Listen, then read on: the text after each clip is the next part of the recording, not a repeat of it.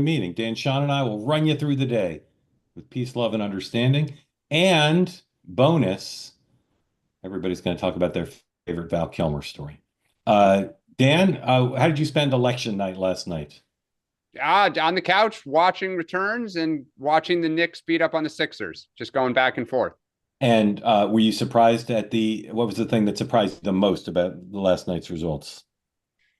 I think just the Democrats won by the margin they did in Wisconsin, and then waking up and seeing the graphic that they increased their vote share in every single county in Wisconsin. That's Increased it over the presidential. over 2024. Yeah. So All right, Sean, what surprised you the most about last night? I think it's a tie between the margin of victory in Wisconsin and the dichotomy of the vote for the justice and the demand for voter ID.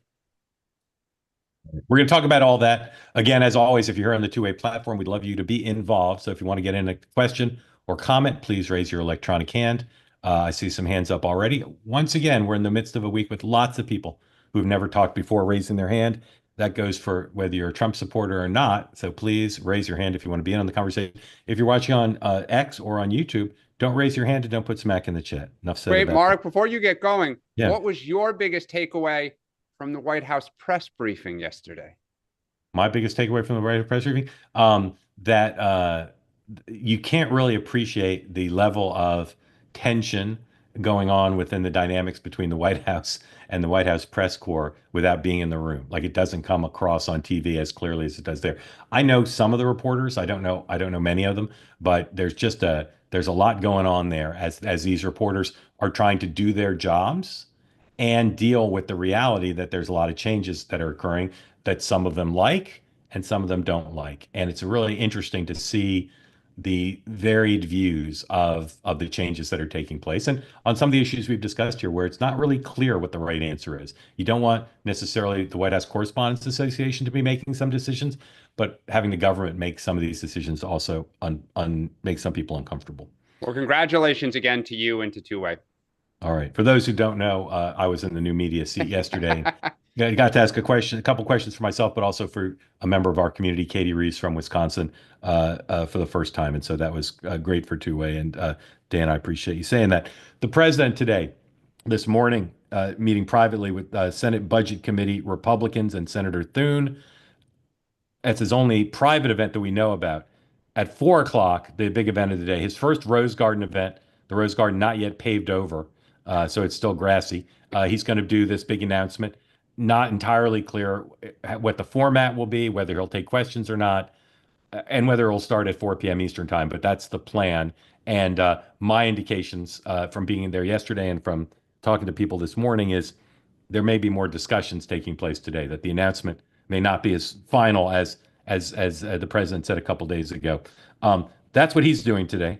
The vice president, no public events on his schedule. I'd be surprised if you weren't at the Rose Garden event. Tomorrow, he's doing an interview with Fox and Friends, so stay tuned for that. Capitol Hill, lots going on, no votes, but Ways and Means Republicans are meeting starting at 9 o'clock for an extended meeting about the very important question of taxes and reconciliation. Hakeem Jeffries, 10:45 a.m., has his weekly press conference. The Senate Republicans are having lunch today with Scott Bessent of the Treasury.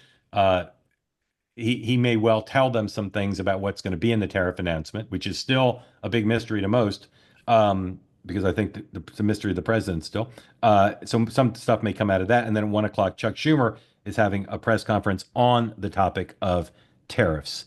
All right, so we'll get back to tariffs in a second, but let's talk about last night, as they say. Here's how I want to frame it. I hope you're both game. Sean first. Rather than any spin, because we can read that anywhere. If in the private meetings Republicans are having today at the NRCC, at the RNC, White House Political Shop, what are they saying about the Florida results and about Wisconsin? Like, what's their realistic appraisal about what's bad about it, what's not so bad about it? I mean, look, the good side is, so the NRCC is going to care about the NRCC, which is the two Florida races. They won them both. They didn't put any money into them. I think they won in a comfortable way, meaning for all the hype, Florida 6, which is the one that everyone was watching for. you know, is the one that they ended up winning both by 15. Is that down? Yeah, but I've said this all along, and I would have said it either way. But special elections are special. When you look at the people who turned out, I think Charlie Kirk commented last night, mostly with respect to Wisconsin, but I think it's true across the board, is that we're not good at turning out our folks in non-general elections. And there's I don't know I think if I were still at the NRCC, the question I would be asking is this mechanical or motivation? Is it that we're not getting them and turning them out, or are they just not motivated to turn out? And if so, why? But there's two different issues there, right? It's one is your ground game suck and you're not getting the people out because you're not touching them and you're not effectively doing it like you would in a general, or are you doing it, but they're just pissed off or they're not motivated and they're not turning out. But those are two separate questions. Okay, Dan, before you weigh in, the same question. What are Republican Democrats privately going to say about that? Let's show some things. 106, please. Here are the results of that Supreme Court race. Was not close. Republicans lost it by 10 points. Now, I will say, I hadn't really focused on the two candidates. I'd heard characterizations of them. She's a much better candidate than he is. The Democrat was a much better candidate, and that played a role, but obviously not everything. Dan, flag for these 105A. These are what you referenced, the county by county. A little bit hard to see here, but as you said, Dan, in every county, the direction moved towards the Democrats, and there's no mistaking that. So, Dan, again, what would Democrats be saying privately, not hyping it like this is, this shows doom for Trump? What's the realistic appraisal? So I think three things. One, at the DCCC and the DSCC, candidate recruitment is going to go into overdrive now. They will be going to candidates who are on the fence, who maybe thought, I don't know if I want to run with the Democratic Party kind of a mess and a circular firing squad. And they will say, look, our party is energized. To Sean's point, the other side is still struggling to win when Trump isn't on the ballot. This is a good time to run. Even though we lost by 15 in both those Florida seats, Trump won them by 33. So if you're in an R+8, R+10 or 12 district, you just do the simple math. This may be the best shot that you're going to have in the next 5 or 6 years to run. So one, candidate recruitment. Two, Musk is a liability. We've talked on this show about the focus on Musk, and Mark, you've kind of been a little skeptical about it. He's unpopular. And Doge there are a lot of parts of Doge that are unpopular. And so I think we don't have a proactive message right now. And this will be the third thing. We've got to get one, just like Rahm and Schumer in 2006 had 6 for 06, the 6 things we would do if we got the majority back. They're going to have to come up with a positive agenda ultimately here. But the focus on Musk is kind of working. And the question for the Trump White House is, how much capital do you want to keep spending defending Elon Musk? Think about the number of press conferences, Fox interviews, cabinet meetings that is all about defending Musk. And every time they're defending Musk, you're not attacking Democrats and you're not on offense. So two quick things on the Wisconsin thing that I think are interesting. If you look at 2024, both parties, Wisconsin was won by 9/10 of a point. Both candidates got roughly 1.6 million votes. In this race, the Dems got 1.28. So they fell off, which is not unnormal. It's a special election. It's off season, right? But that's still not bad. You're about down 300 and plus. The Republicans who had gotten 1.6 with Donald Trump leading the ticket went down to 1.05. That's a huge problem. That's the turnout, the motivation problem. And again, what is driving that? Are they pissed off? Are they pissed off at Donald Trump? Are they pissed off at what's going on in Wisconsin? Or are they not motivated? Did they only turn out because of Donald Trump? Did they only want to see him? And I think understanding that delta is critical to the midterms, because you need to understand, are you facing a motivation or a mechanical problem? And nowhere better than Wisconsin did that show up. Yeah. Let me say, I heard from 2 very smart Republicans who made the same point separately. And it rhymes with what you were just saying, Sean, which is we talk a lot about the post-Trump Republican Party. What's it going to be like? How's it going to work? It may be that no one can get the MAGA base out sufficiently to match Trump's ability to win 2 of his 3 races. And there's some mechanical things that go along with the energy and the emotion. I'm still on the fence about Musk. I still don't think he's as big a factor as some people do. But we've said this before.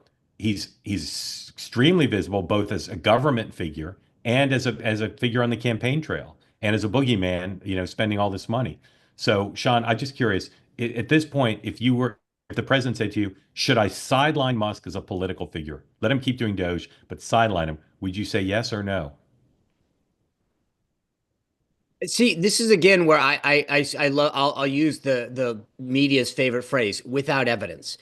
Everybody jumps to conclusions. If you want to know that, go out and poll it. Find out what people's views are, because and also the issue is, like, Musk comes with a lot of money, right? He's dumped millions and millions of dollars in there mechanically to the state party and other groups. So is it, I get his $15 million, but he shows up at 2 rallies? Because if you tell me that you sideline Musk, but you don't get his money, I'll have him have this rally. I'd rather have the 15 to 20 million.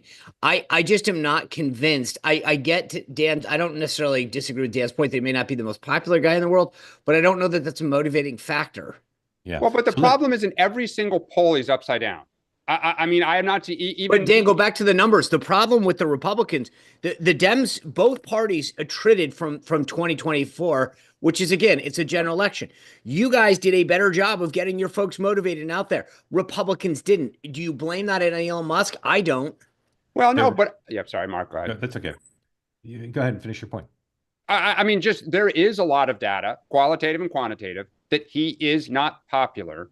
And he can't stop inserting himself by his choice.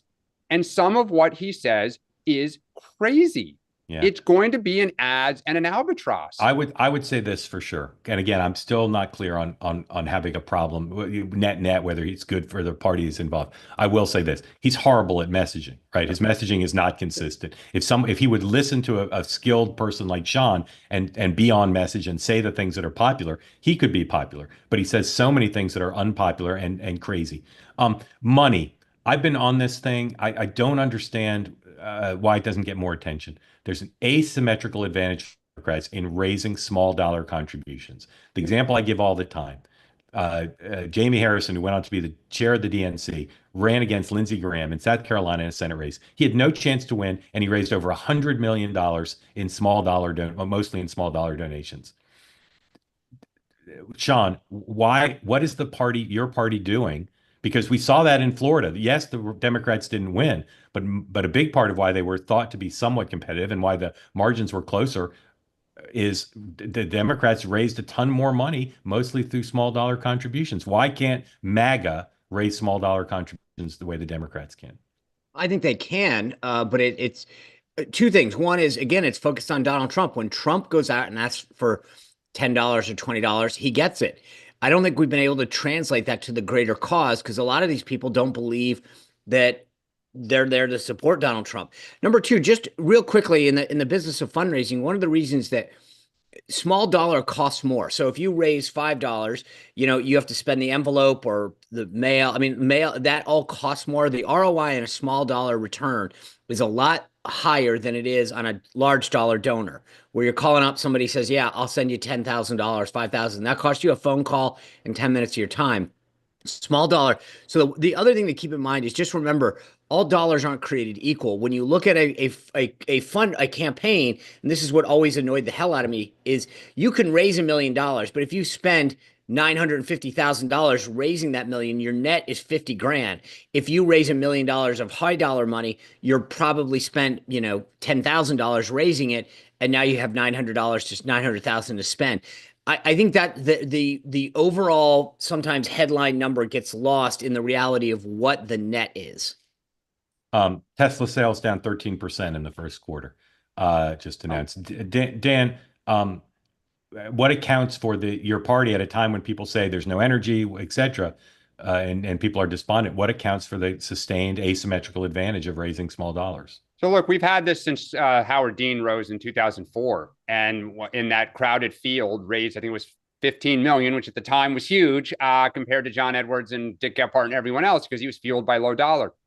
Low dollar money, primarily raised online, is fueled by emotion and intensity. You have to keep stoking the fire. It is not just a consistent thing. If you look at when Joe Biden really fumbled that debate, not only did major donor money drop off, but I was hearing almost every single day from Delaware, the low dollar, which is like the canary in the coal mine, like ceased because the emotions and the intensity just dissipated. Trump struggled raising low dollar in this most recent campaign up until the indictments. And then it turbocharged everything because, again, it's emotion and intensity.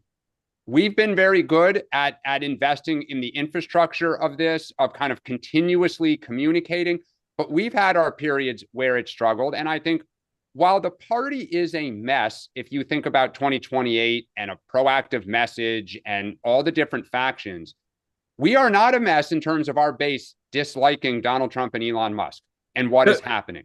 And that is why we're going to get to Cory Booker doing kind of that, stunt, and people are opening their wallets to write to candidates. And that is, again, if you're recruiting a candidate, major donor may be a little bit of a problem because Skadden and Arps might not write as many checks anymore.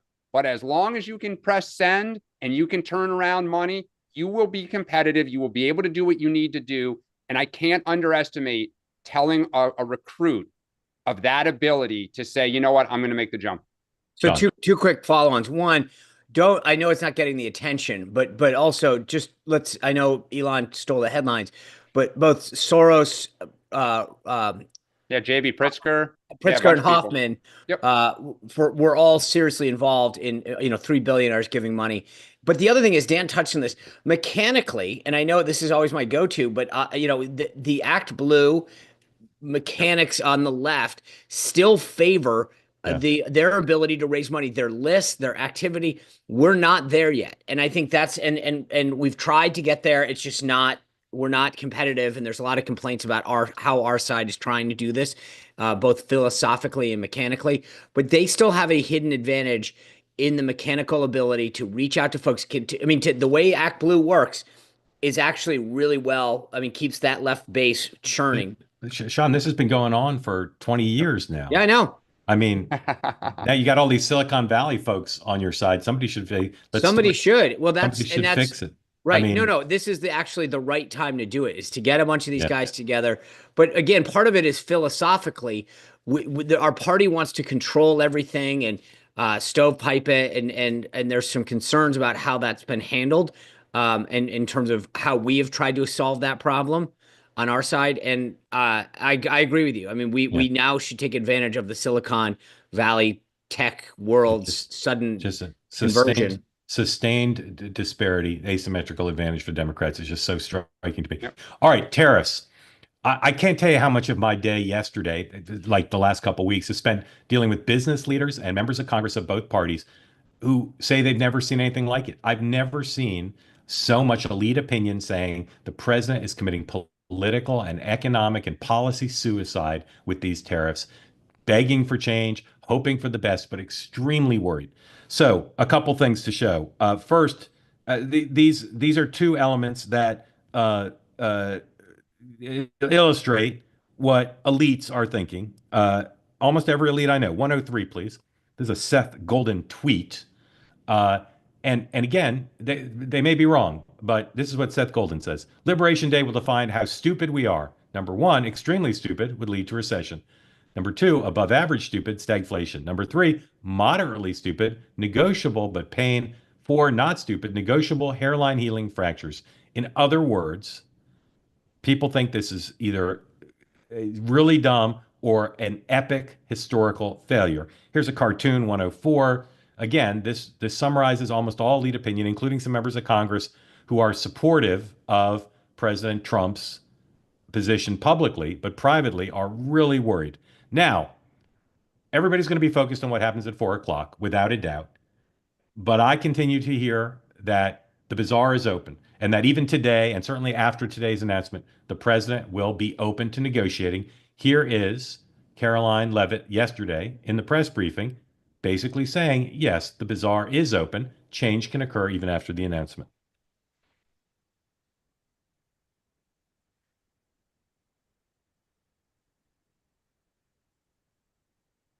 As I said, here's Caroline Leavitt yesterday. Or countries, if they change their policies either before tomorrow or after tomorrow, can have the president alter what he's planning for that country or that sector. Is that a possibility? And if so, what factors the president consider in making those changes? Well, the ultimate change for these companies in these countries, Mark, will happen when they decide to do business in the United States of America. And as I just laid out, they will face no tariffs at all if these companies choose to invest here in the United States and to move their production and their manufacturing here to the United States as well. As for tomorrow, the president will be addressing the decades of unfair trade practices that have ripped our country off and American workers off. It has hollowed out our middle class. It has destroyed our heartland, and the president is focused on reshifting our global economy to ensure that America is once again the manufacturing superpower of the world. So if they do something today or later in the week that's a pledge for future activity, would that be good enough potentially to alter the policy? Again, the president has been looking at the very unfair trade practices of the past. Certainly, the president is always up to take a phone call, always up for a good negotiation, but he is very much focused on fixing the wrongs of the past and ensuring that American workers have a fair shake. So if someone calls after tomorrow and says, hey, I'm ready to make a change, he'd be open to that? The president is always open to taking calls. Okay. A question from one of our community members. Okay, Katie, good. We won't play Katie. Dan, if you were an advisor to Canada, say, or Belgium, and they said, we don't like what he announced on the Rose Garden Wednesday night, what would you tell them to do? I would tell him to put retaliatory tariffs on, because I think Trump's going to blink. And I've been saying this for months, the entire time now. I think he wants you to come to him immediately, grovel. He'll cut a deal and he'll say he won. Show strength, show action, move on. And I think the fact that they're now teasing, and I predicted this yesterday, I knew it. They're going to say, well, we're making progress. We're going to give it a week. Like, he's going to try to get out of this, because the number one thing is, the question is just, it's the 2 Ds, degree and duration of financial pain for Americans. That's the bet. That's everything. They're all admitting there's going to be pain. How long and how much are we willing to stomach? And if I were one of these countries, I'd say, don't blink. He'll blink first.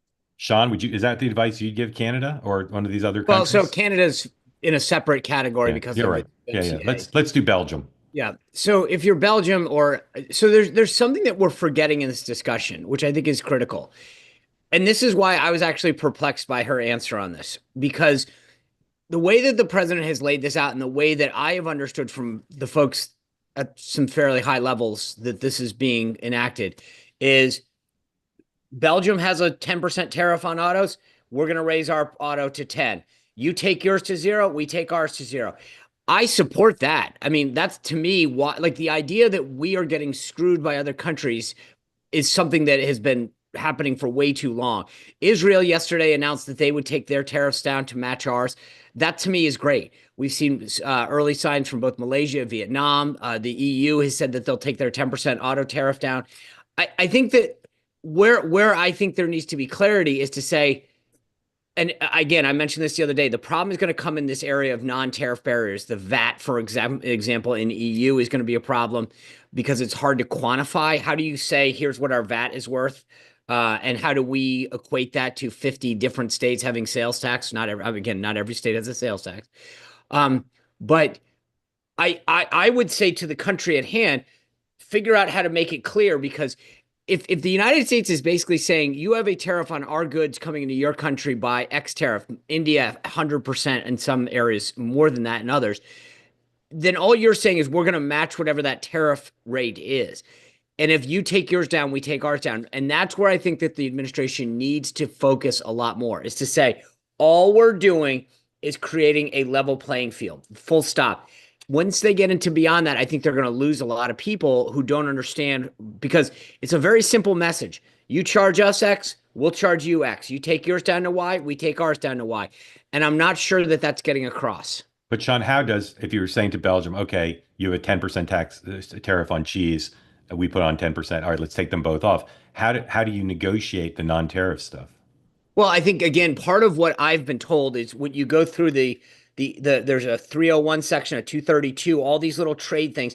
And what's the administration claiming they did? If it's easy, then do it, right? In other words, if it's just a tariff rate, then you have to question whether or not what the U.S. does is going to harm you how adversely that's going to harm you. Some countries may say, great, we don't really care. Right. But I think if you're going to then take your tariff rate down, where I think the rub is going to come in is if you go to Belgium and say, your tariff rate's at 10 on cheese, we're going to raise ours to 10 on cheese. Belgium says we'll take ours to 0, you take yours to 0, and then the US comes back and says, yeah, but we got these other problems. Yeah. That's the problem. Yep. Because now Belgium's going to say, wait a second, we went to 0, you went to 0, and now you want more. That's and the devil today is going to be in the detail. If it's simply tariff rates, then this is going to be a really easy negotiation, or potentially. If you get into the sort of the ambiguous stuff, I think that's where, to Dan's point, they're going to say, well, then we're going to retaliate because you can't come after us for our tax system or whatever unless you can quantify it in a much better way. Dan, and I want to be clear because I see it in the chat. I hope, and I wrote this on Substack the other day, I hope Trump is successful. I'm not rooting against America. I just think there is a degree of risk that is real that the White House and Trump are admitting to. That is not me making up the fact that there will be some economic pain. Well, can I just and maybe a lot. Exactly. There's two issues here that we're kind of both talking about. And I think that they're both important. The economic impact that we're talking about, how is this going to affect the American consumer, our trade, and our industries? How is it going to affect their ability to do this? The second, and that we've been alluding to it a little, is the political impact. Yep. And I think that this is, to me, I mean, they're, depending on who you are, I think they're equally important, because if this goes really well, this is a huge thing for Trump to say, see, I told you so, I know better. Absolutely. And I'm right. Or if enough countries, which is what I think that they're going to try today at 4:00. My guess is that between 5 hours ago and 4:00, Lutnick, Bassett, Jameson Greer are all going to come and say, here's what we got. We got these 5 countries, 10 countries that are already, and Trump's going to want to roll those out and say, we're already getting success. Yes. We're already doing that. And by the way, we've got a conversation with the EU tomorrow. They're going to take their tariff rate down. If that happens, that's a huge, huge political win for Donald Trump. And if it doesn't, and these countries today, if they go with the Dan route and start putting reciprocal tariffs on, and it looks like we're just going to escalate this thing, I think both politically in terms of Trump and the Republicans, but also we've talked about the internal stuff. There's going to be some serious finger pointing tomorrow, or probably more likely this weekend, over who's to blame for it. I 100% agree with that. The only thing I'd add is there's much more restiveness amongst Republicans in Congress than is publicly displayed. They will not tolerate a trade war. They're hoping for the cave because they're the ones that, remember, they're on the front line. So if you're Caterpillar, you're calling up your senators and saying, hey, I got to move this D14 tractor to Colombia, and it's got a $300,000 tariff. Like, no way, I can't sell. We're going to get killed by the Koreans who are bringing in theirs. Well, and this 100%. Is where Democrats have to be careful, because if we look like we're rooting against America and we look like we're hoping for pain, that is not a good spot to be in. So it's a balancing act between we hope for he's successful, we're fighting for American jobs and workers, and also like this may be insanity. Curious to see how Schumer handles that at 1:00 today when he has a press conference on this topic with other Democratic senators. All right, one more topic, then we're going to get to your questions. 2028, cultural difference between the two parties, not hard and fast, but in general, Democratic presidential candidates who run and flame out don't run again, don't succeed in running again. Republicans have a history of nominating people, not always, Trump and Bush, 43 were exceptions, who have run before. Cory Booker ran, didn't do particularly well on any front, raised less money than people thought he would, had no political traction whatsoever. He gave his big filibuster speech yesterday, rallied a lot of Democrats. They liked it. Dan, is Cory Booker considered a major candidate for 28? And if not, why not? I don't necessarily know if he is. There's some stuff in his personal life. He's not necessarily been a great, a lot of stuff professionally to point to in the Senate. But what he did do yesterday, to your point, was the base is saying do something. And he did something. It was a stunt. Other people have done this. It's completely meaningless, like on some level. But he showed like, I'm in the fight. I'm doing something for you, as opposed to like Rahm Emanuel, who's going to Centerview Partners, going back to Wall Street. And so, Booker he's young-ish. He's a person of color in a party that's a big deal in primaries. So he's not insignificant, but he has not shown an ability to break through and to crystallize and clarify a message really at all on a national level. Sean, if Booker ran, would he be your party consider him formidable? You know, I'm going to stay consistent with what I've said all along. I think if he can find, he doesn't have the mechanics behind him yet. If he can put a good team, I think, look, I'll admit, I think that where the Democratic Party is right now, they're looking for someone to be their champion, someone to go out there and show fight. And I think yesterday was a stunt. It was, I mean, whatever.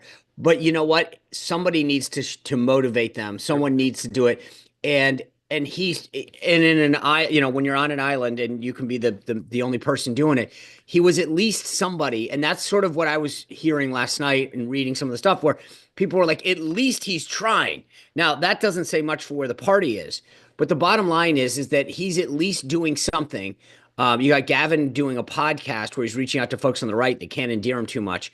And I think that, you know, I think that he has some potential if he can get the right people around him, raise some money, put a team that says I can run in more than 5 states. He's got something. I think. I don't know that we would take him that serious. I think we'd have to see. This is like, you know, watching him take a few swings and saying, "Do you want to draft him?" I think he's got to play a few games first to see if he's more than one speech. But I will say, as a side note, to Dan's mentioned this, I read that Rahm Emanuel like I'm going home to my investment bank as I've decided that this presidency thing ain't working. And I'll say too, Cory Booker has churned through some incredibly talented staff. Some of the best in the party. Correct. Short times there. Correct. He doesn't seem to. He doesn't. And his first run, maybe his only run for the White House, it was not a well-oiled machine at all. And on the finance side, on the messaging side, etc. All right, Rahm, you both mentioned it. So Ari Emanuel is reported to be a billionaire, and while Rahm is not a billionaire, he's got plenty of money. Yep. So I think if I asked you, either of you, if Rahm came to you and said, "I'm thinking of running in 28, is it okay if I go to an investment bank?" I think you'd both say no. Dan, do you agree with Sean that this means he's not running? Yeah, I mean, maybe he just thinks the party's going to have to be more pro-business, and nothing will say, you know, it's more pro-business. Like, I was an investment banker working on deals for a few years. If he is thinking of running, this reminds me of Hillary Clinton, you know, leaving the State Department and going to give $250,000 speeches to, you know, hedge funds and private equity. It stuck with her. She kept having to answer for it. If he has a portfolio there that involves like nonprofit stuff or whatever, maybe. But his biggest problem, if he wants to run for president, is the base. And the base, this just gives him another talking point to say this guy's not part of our party. Rahm's a smart political guy. Yeah. I mean, and I respect that, but he knows enough to know that this would be a liability. Like, because it's not just what he's working on, it's the firm's clients. It's where they're making money. It's the deals that they're buying into, that they're advising on, that he would have to answer for. And, you know, they don't always help the church. Yeah, a lot of different people. All right, time for your questions again. If you'd unmute yourself, say where you are, tell us what's on your mind. Grateful to you all for participating and part of the community. Hannah, welcome in. Unmute, please, and tell people where you are and what's on your mind. Thank you for being part of this. Of course. I normally watch you guys on YouTube because I work, so I can't normally tune in now, but I am today. Dan, if I was a Democrat ever, I would want to be like you. Sean, I listen to your podcast all the time. I couldn't vote in 2016 due to my age, but I voted 2020 and then this last election for Trump. I live in Chicago. I live right downtown. And one thing I've noticed is, hold on, my dog's like going to be annoying. Our mayor has like a 6% approval rating. So I'm in like Cook County. Brandon Johnson is. Oh, that's what happens in Chicago. All right, you got to unmute again, Hannah. Hold on. You just cut out for a second. Okay, so I live in Chicago, but most of my family lives back in Michigan, and here it's very like no one is a fan of Brandon Johnson. I think I can say that he has like a 6% approval rating. People have called for his recall. And I just wonder why Like, I feel like if this was New York, this would have a ton of like national coverage and people would be talking about it. And Chicago's a pretty big city, and I just feel like there's not a lot of coverage. Do I think it's necessarily going to flip red? No. I was like, oh, maybe, it will be a little bit more red this past election. And I think it was a little bit. But I don't think it's ever going to be like red. However, I was wondering like everyone's thoughts on why this wouldn't be getting the coverage that I think it would be if it was a New York City mayor. Yeah. Hannah, you know that New Yorker cartoon, famous New Yorker cartoon about the perspective from Manhattan.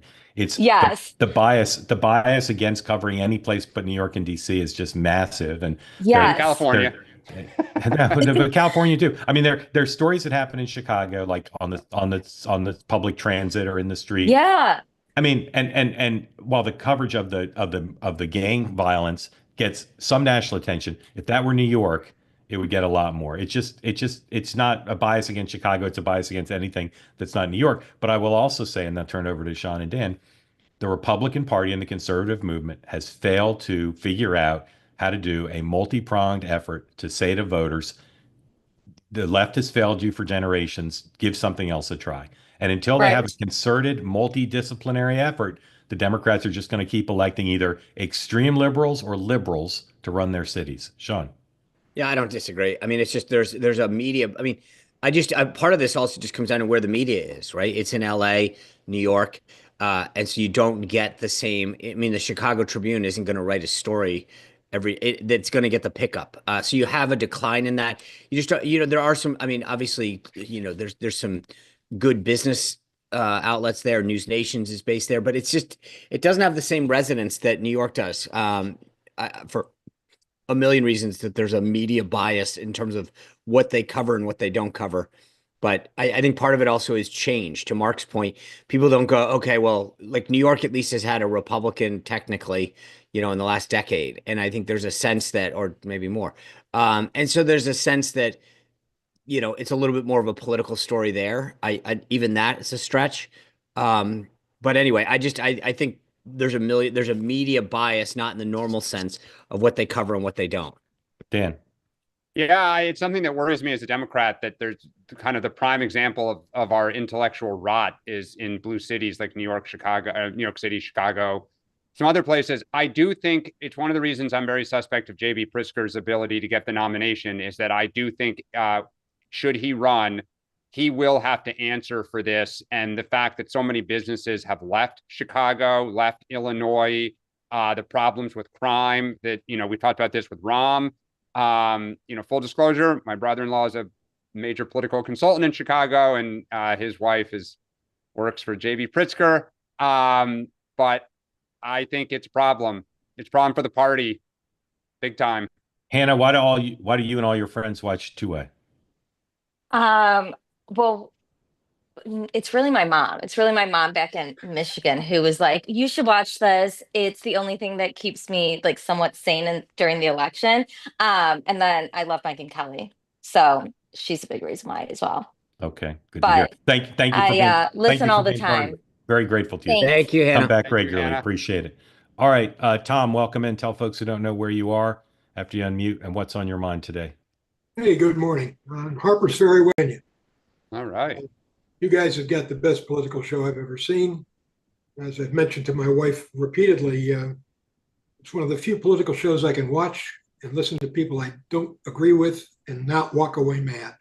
It's really, you really do a great job here. Just terrific. Thank you, sir. Grateful to you, and love seeing the classic Rumors cover proudly displayed in your home. It is a classic indeed. Is that a piece of vinyl in there? Yes, it is. And do you have a turntable that you use? Yes, I do. You are my hero. I'm vinyl junkie. Got lots of them. Awesome. To the point, tariffs. Let's not lose the plot here. You had one of the community members, Anthony Banks, I think it was, called in 2 weeks ago. Yes, sir. Talking about the devastation that occurred in North Carolina. All these small towns that went out of business when the mills closed. That story was writ large. You may have seen Secretary Bessent at the New York Economics Club make reference to a study called China Shock.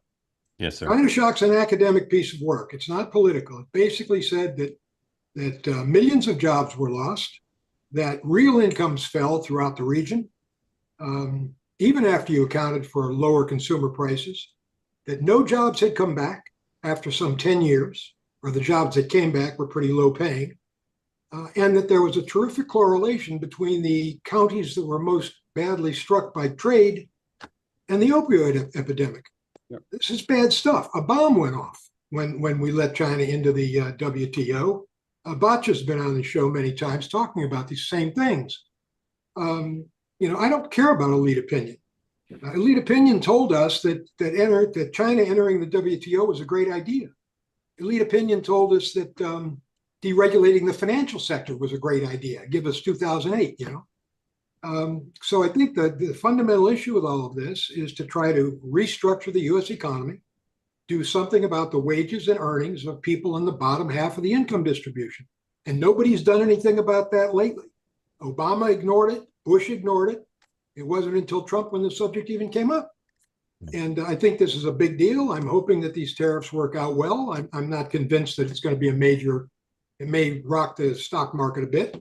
But it's what, 10% of our imports are 10% of our spending is on imported products. It's not going to make that big a deal. Tom, you're speaking for tens of millions, so thank you for that. If the president called you and said, "I loved what you said, give me some advice," what advice would you give him about implementation?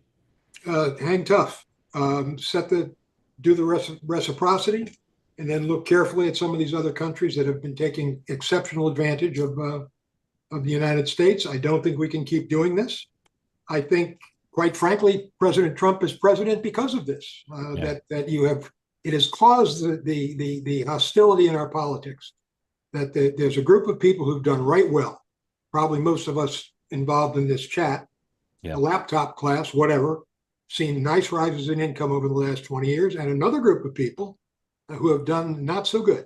And that's got to change. And if tariffs, I'm an economist, and I know the story you're supposed to tell about tariffs. Comparative advantage and inefficiencies and all that sort of stuff. But for you, that's trumped by the need for some fundamental restructuring. Absolutely. Yeah. Dan, question or comment for Tom? Well, first off, Tom, I think you're spot on. You speak so well for so many. You may be an economist, but you're, I think, pretty good political analyst as well. I think one of the problems for the Democratic Party was that under the Obama administration, we said to people in Southern Ohio, the T of Pennsylvania, move to the city and get a better education, get a new job and clean energy, or kind of like, you need to move on. Whereas Trump said, no, I'm going to fight for the job that you had and bring it back so you can have, your way of life is good. And I embrace it. I respect it. And I'm going to fight for you. Right. And that is a huge problem for us now to try to undo. That's why I say I hope Trump is successful. If we can bring back working class jobs and people can have a good living and a good life and their kids can stay in those towns, etc., it's great. I think the question is to unwind the world economy, the way it's so intertwined, is not going to happen in 6 months to a year. It is going to take a serious amount of time. And the question is, what is the pain threshold to do this, and for how long? One of the problems we have, Dems have arguing for clean energy solutions, is it's going to cost a little bit more, right? But we're going to get to a better place. We won't be relying on oil, etc. And Americans say, I don't want to pay more for my gas to power my car. I don't want to pay more to heat my home. I don't want to pay more for air conditioning, right? So how much are Americans willing is the great question here. Sean. Let me just throw in one more quick point on the thing you just said. Whose jobs get hammered when we go to a Green New Deal? Oh, I get it. I totally, I hear you. Whose wages got crushed by, 20 million illegal immigrants? Look, all these things add up. Yep, I hear you. So, Tom, it's funny you say this. Like, yesterday, I was in a briefing that illustrated kind of exactly what you're talking about, and I'm going to use my very technical. But let me see which side we're on. This is 2003 U.S. manufacturing, China manufacturing. Right now, China's up here, we're down there. Our share of manufacturing in the world is now so small that China actually, when you look at the US, Japan, and Germany combined don't match China. We have lost our industrial base in this country. We make nothing here. And you go back and you start to look at what happened in England and all these places where you outsource stuff. You don't sustain. Between our debt and our lack of manufacturing base, we can get, it's unfortunate, but if people don't wake up at some point with the threat that we face from China, we're doomed. And I don't mean to be, sort of doom and gloom about this, but the reality is that we want to take on more debt. We want to attrit our manufacturing base, allow China to grow, and then go, gosh, I didn't see this coming. It's right in front of our face. Well, I'm hoping he's successful. It's an approach I know economists tend not to favor, but it seems to me it's the only game in town. We've been talking about this for years. Retrain workers. Those retraining programs never produce anything. People are not malleable. They live where they live. They can't. When a whole community goes under, you can't sell your house. You can't move to another area. So I think this has been a major impetus in Trump's rise in the first place. 100%. And I think if the Democrats jump on board this, it neutralizes that issue. Not that I'm looking forward to Democrats winning elections. Yeah. By the way. Tom, what do you think the worst case is of this?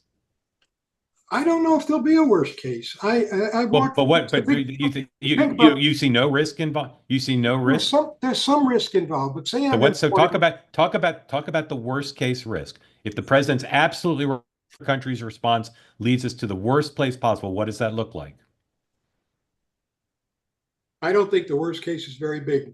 It's very much of a deal. I just do not see this as being this is the tail wagging the dog. This is a big country, big economy. We import, again, something like 10% of what we consume.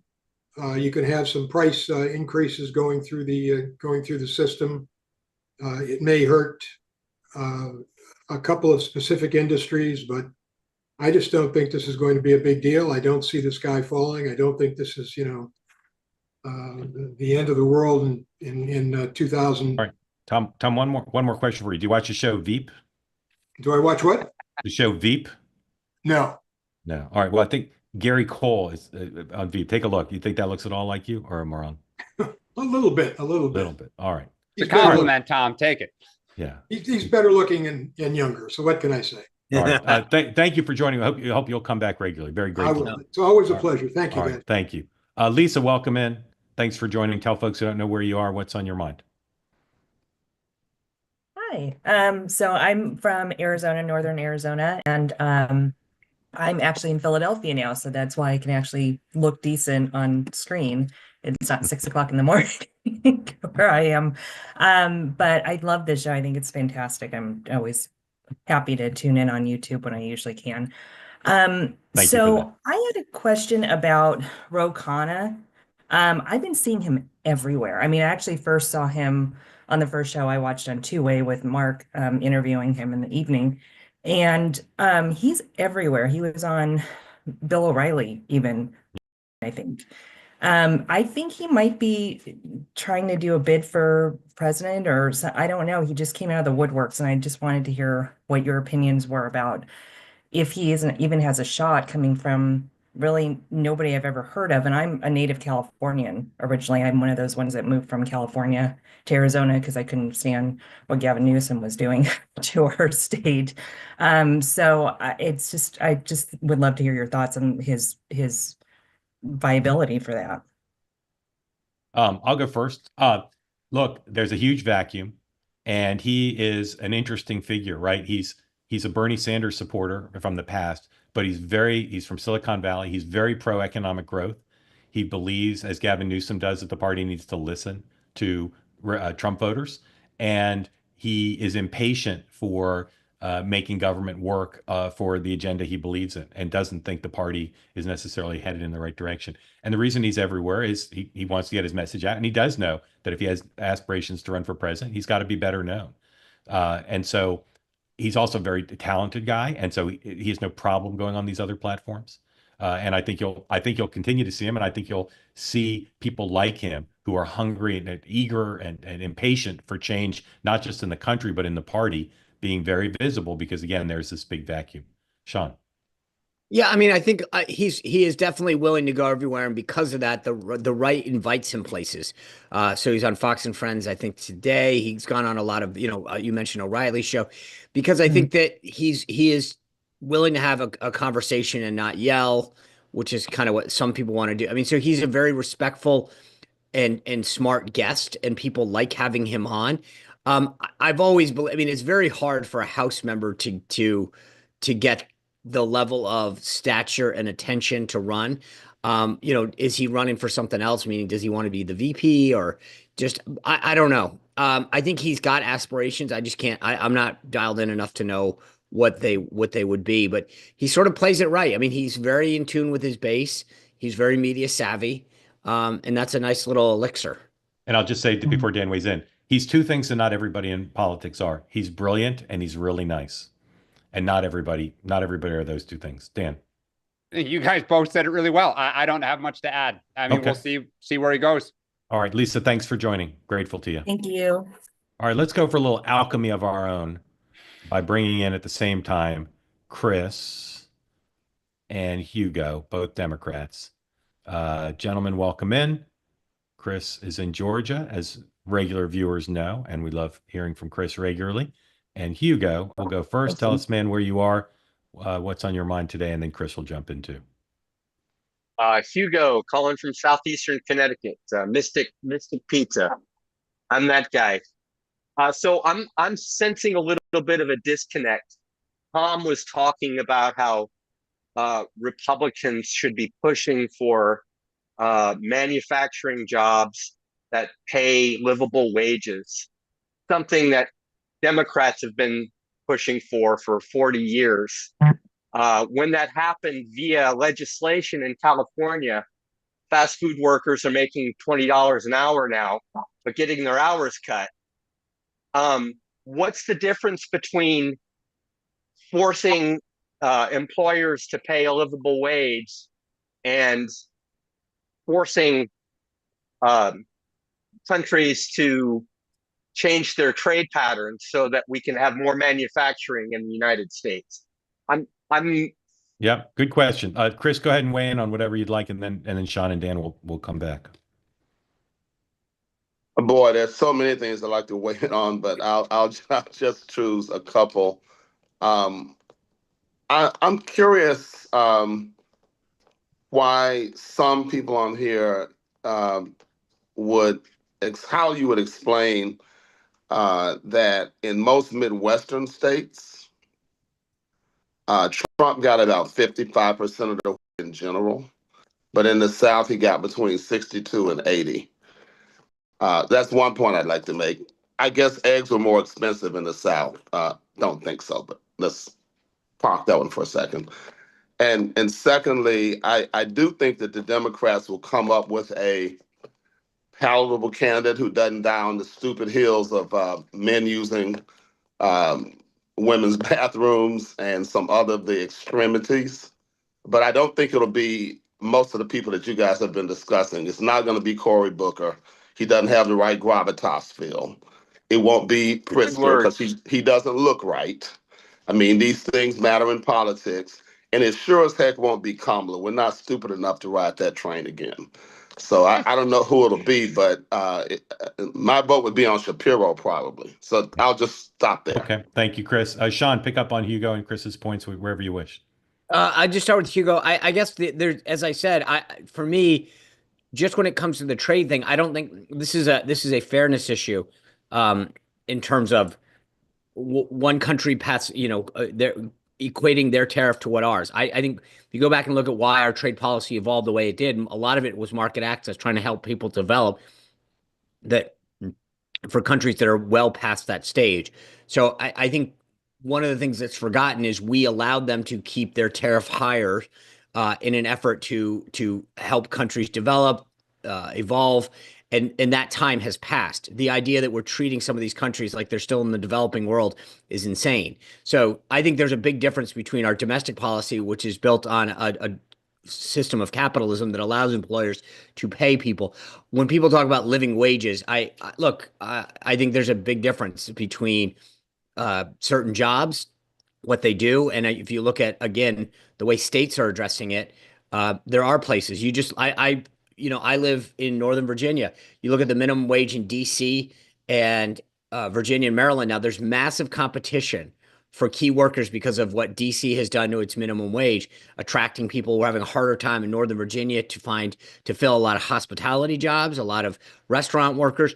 But that competition is actually good for the workforce. It's giving them better benefits. So I think there's two separate discussions: our trade policy, which is a matter of just pure fairness, and then the capitalistic system. Way more to go into on that. On Chris's point, we probably agree on a lot of what Chris just said, in terms of the candidates that are going to run. Although I find it fascinating because I agree with Chris's political assessment of the field, but yet poll after poll still shows that Kamala is by far the choice of, I mean, not by like 10%, but by like 40%, the choice of Democratic voters going into this. So I agree with Chris's assessment. I just wonder if she runs, if they'll follow through on that. Dan. Yeah, just quickly here in the interest of time. I think a lot of the jobs people are talking about coming back in manufacturing, frankly, are not minimum wage jobs. They are higher paying jobs. And I always go to two campaigns I worked on that were pretty, the members I worked for were anti-fracking. And one of the devastating arguments was fracking was a job that you could get at a high school in the oil fields and make $100,000 a year. And in what other industry could you do it? And when we said, no, it's going to harm the environment, Republicans said, it's going to be consumed in their good paying jobs. It was not a good place to be as a politician. To Chris, to your point, don't know who will emerge. Probably, not those three, but we will see. I still, I'm bullish the party will get its act together, figure out a message. We'll get messengers. And look, John Kerry, Al Gore, they all led those first few polls, it's just name ID. And then it people focus more, other candidates emerge. Yeah. Hugo and Chris, thank you both for coming in. Grateful to you both. I want to just one more quick point on manufacturing, that just for the record, this is going to be an interesting thing because manufacturing jobs have traditionally been really good for a lot of workers, to Dan's point, that came out of high school and college. Yep. AI is absolutely changing that game. And that's the thing, is there's a difference between maintaining an industrial base here in the United States for our own production, which isn't critical, and the jobs that will come for that. Because I think that's the one thing that no one's talking about is a lot of these are going to come back and be AI jobs, machine robot learning, etc. Yeah. All I'll say, Sean, you referenced employment in the DC, Virginia, Maryland area. All I'll say is, once again, cite, after my experience here for 2 days, President Kennedy's famous line about Washington: it's a city of northern charm and southern efficiency. That's all I have to say. All right, let's preview stuff that's coming up. Sean, what do you have on your program tonight at 6? Tariffs, election breakdown, and we're going to talk with Josh Hammer about Trump's third term and a lot of other legal stuff. All right, 3 other things to tell you about today. In moments, in about 6 minutes, I'll be on at Sirius XM with Michael Smerconish, as I am every Wednesday at 10 o'clock, so I'll see some of you there. 5 o'clock Eastern time today, Meghan McCain's Happy Hour. Authors of a new book, Fight: Inside the Wildest Battle for the White House, Jonathan Allen and Amy Parnes. They've co-authored 3 books together now, I think, and they're both vibrant guests, and they'll run you through the scoops and narratives that they have in her book with Meghan at 5 p.m. If you haven't sampled Meghan's Happy Hour yet, I recommend you do today. It's going to be a good episode, and Meghan is our favorite. And then at 6 o'clock, I'll be on two-way tonight. We're going to talk about the tariffs. The president's event's supposed to start at 4 Eastern time in the Rose Garden. Let's take bets, guys. What time will the president begin to speak, and how long will the event go? Sean? 4:18, 37 minutes. Dan? 4:30, and he can't stop talking until 5:30. He takes questions, and he's defensive, and he's brawling. All right, that's the other question. Does he take questions? He will take questions, I believe. I'm going to go for broke. I was originally going to go cover it in the Rose Garden, but I got to get back to New York. So I'll be watching and waiting for my 6 o'clock deadline. I think they'll delay it an hour. It'll start at 5, and he'll go into two-way tonight, and I'll be carrying his thing live. We'll see. He'll go into darkness. See, but we'll have full coverage at 6 o'clock on the tariffs and the day's political news with a bunch of guests, some of whom I know but won't tell you now, and some of whom we're still booking because we're looking for the best people available.